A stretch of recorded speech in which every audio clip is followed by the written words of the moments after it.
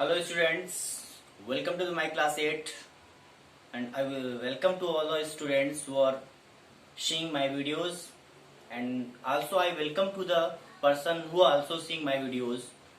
Today I will start a new chapter, class 8 history, chapter 7. That name is craft and industries.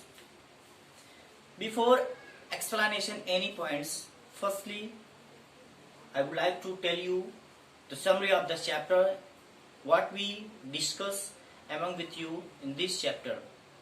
I mean to say that how many points we will discuss among with you in this chapter. So let's here see.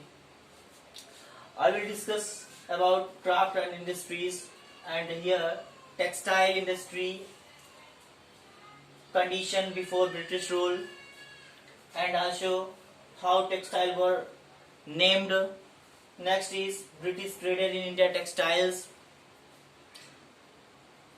textile revolution in England. Lot of points that we will discuss. कहने का मतलब students, मैं आज आपको chapter 7 पढ़ाने जा रहा हूँ हिस्ट्री का, जिसका नाम है क्राफ्ट और इंडस्ट्रीज.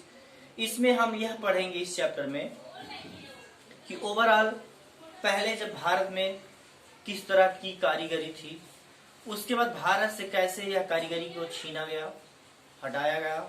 पहले लोग हाथों से हैंडमेड गुड्स बनाते थे, मेटल्स बनाते थे, लेकिन जब कुछ ब्रिटिश वालों ने आकर इंडिया में उनसे उनका अधिकार छीनकर फिर उन्होंने अपना टेक्निक लगाकर यहाँ पे यूज करना चालू किया. तो इस तरह से इनके बारे में हम इस चैप्टर में पढ़ने जा रहे हैं. समझ में आ रहा है? यहाँ पे है कि craft and industries. What is the meaning of craft? Here is written craft. Craft का मतलब क्या होता है? आपको पता है क्राफ्ट मतलब क्या होता है? क्राफ्ट मीन्स होता है any techniques that is done by the peoples. कोई टेक्निक्स, कोई कलाकारी जो कि हाथों से बनाकर या उसको एक नया डिजाइन देना ही क्राफ्ट बोला जाता है. और इंडस्ट्रीज मीन्स होता है औद्योगिक क्षेत्र.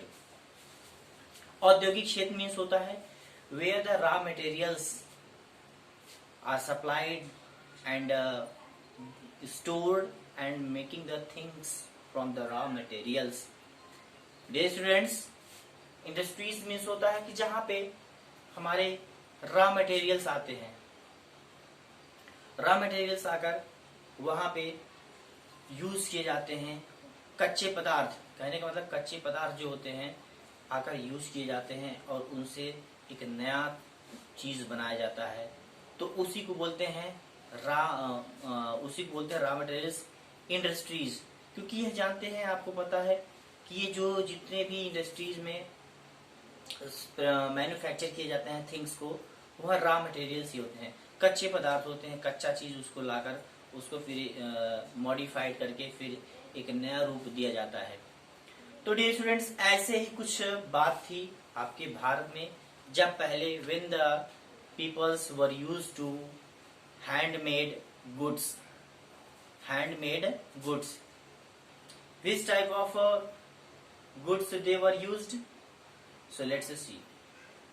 कौन से तरीके के भारत में जो कारीगर थे यूज करते थे टेक्निक्स, कैसा सामान यूज करते थे, किसका बना हुआ यूज करते थे.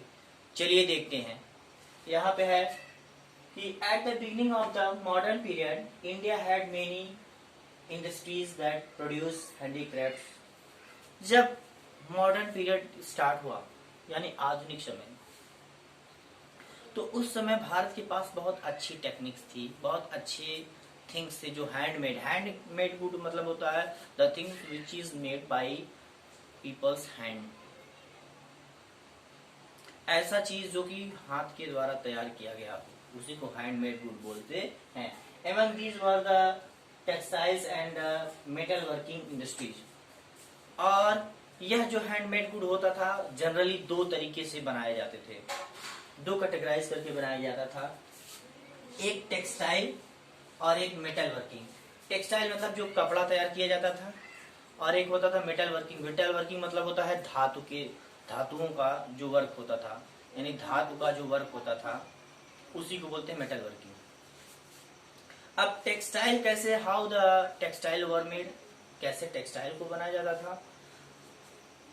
When the peoples of India they were done the textile with the help of चरखा। एक व्हील होता था, एक पहिया की तरह होता था, चरखा होता था जिसको गांधी जी भी चलाते थे।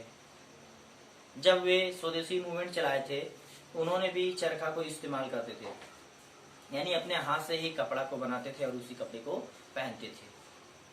तो ऐसे ही लोग भारत में पहले हाथों के द्वारा मशीन को बनाकर यूज करते थे, जो चरखा होता था। तो उनमें जनरली दो तरीके के टेक्सटाइल्स, एक टेक्सटाइल होते थे जो हाथ से बनाते थे, चरखा यूज करते थे, फिर मेटल वर्किंग जो धातुओं का मेटल बनाकर धातु बनाकर यूज करते थे, जैसे एक्स हो गया और अलग अलग तरह की थिंग्स। तो हमारे जो कारीगर थे इस तरह की चीज को यूज करते थे। तो अब चलते हैं, आपको पता हो गया कि क्राफ्ट क्या होता है, इंडस्ट्रीज क्या होता है। अब नेक्स्ट पॉइंट यहाँ पे लिखा गया टेक्सटाइल इंडस्ट्रीज। टेक्सटाइल मीन्स होता है कपड़े की औद्योगिक क्षेत्र या वस्त्र उद्योग बोल सकते हो, जो condition before British rule. Bharat में कंडीशन कैसा था जब ब्रिटिश रूल नहीं हुआ करता था, तो लोग कैसे रहा करते थे, कैसे वे टेक्सटाइल को प्रोड्यूस करते थे।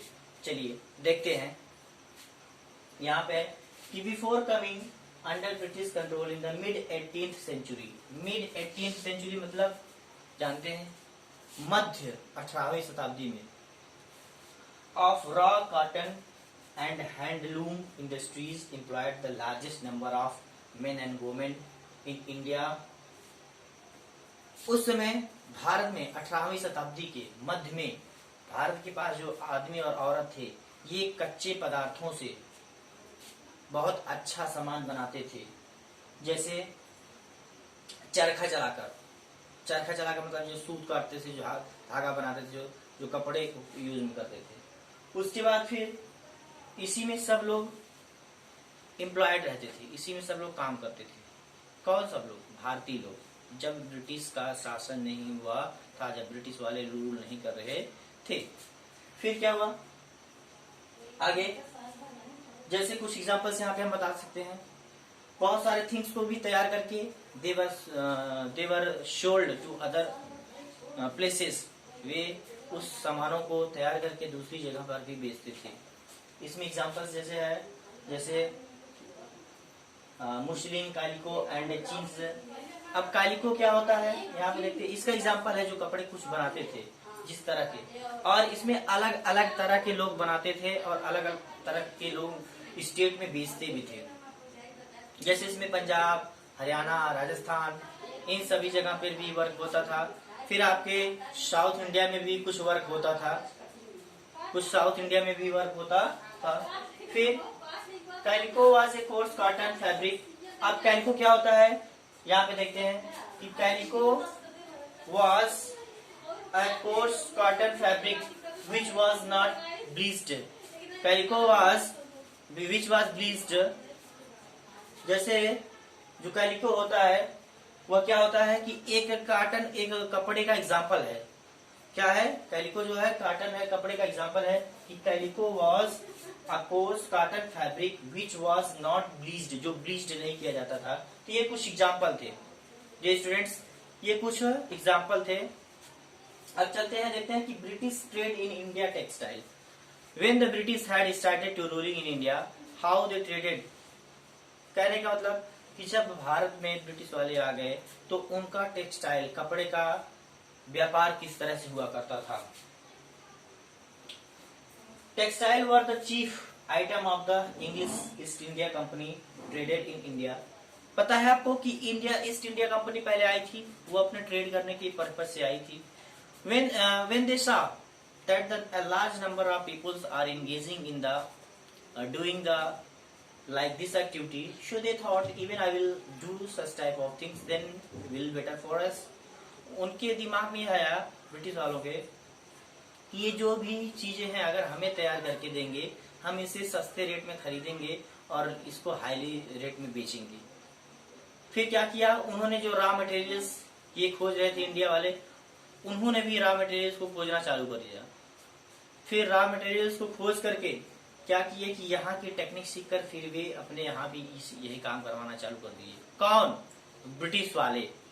कौन? ब्रिटिश वाले। तो इस तरह से फिर उन्होंने जब सीख लिया तो उन्होंने भी अपना ट्रेडिंग सिस्टम चालू कर दिया, व्यापार करना चालू कर दिया। तो डियर स्टूडेंट्स, आज के वीडियो में बस इतना ही था कि यह चैप्टर था कि क्राफ्ट्स और इंडस्ट्रीज। तो टोटल ओवरऑल हम देखेंगे कि इसमें जो हमारे कारीगर थे किस तरह का वर्क करते थे और कैसे ब्रिटिश से उनका कनेक्शन हुआ करता था ट्रेड करने में, और बाकी का जो लेफ्ट पॉइंट है वो आपको कल बताया जाएगा। आज के वीडियो में सिर्फ इतना ही जानते रहिए कि मैंने आपको आज बताया क्राफ्ट और इंडस्ट्रीज के बारे में, बताया कि किस तरह से क्राफ्ट का यूज किया जाता था और कैसे लोग सामान को बनाते थे, किस तरह का हैंडमेड होता था या टेक्निक कौन सा लगता था। ये सब चीजें मैंने आपको आज के वीडियो में बताया है। I hope you have been understood. If you have any kinds of doubt, you can ask me. Okay, thank you.